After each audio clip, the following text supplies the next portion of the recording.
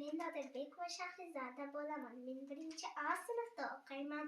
Men bugun sizlarga men maqtanchoq quyon haqidagi ertakni aytib bermoqchiman. Bor ekanda yo'q ekan. Bir o'rmonda judayam maqtanchoq quyon yashar ekan. U har doim boshqa quyonlarni oldiga to'plab lof qilgan.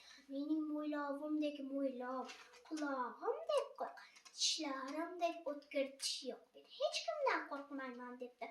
Quyonlar bir kuni qarg'ani uchratib, maqtanchoq quyon do'st haqida gapirib berishibdi. Qarg'a quyonni bir buta tagidan topib, "Qani, menga ham bir maqtanib berchi" debdi. Mo'ylovimdek mo'ylov, qulog'imdek quloq, tishlarimdek o'tkir tish yo'q. Men hech kimdan qo'rqmayman debdi.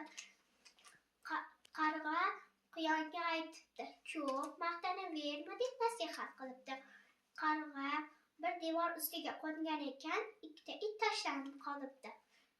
Quyon qarg'aga qanday yordam bersam ekan deb o'ylabdi.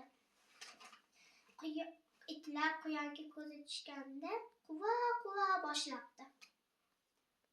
Tikkasi qurigan itlar oxiri to'xtashibdi. Oradan bir oz vaqt o'tgach, qarg'a quyonni uchratib, "Barakalla, endi seni maqtanchoq quyon emas, haqiqiy botir desa bo'ladi" debdi. Aytishlaricha, o'shandan beri qarg'alar va quyonlar bir-birlari bilan do'st emish. Aziz bolajonlar, men shu ertakni eshitib, maqtanchoqlik yomon odatligini bilib oldim. E'tiboringiz uchun rahmat.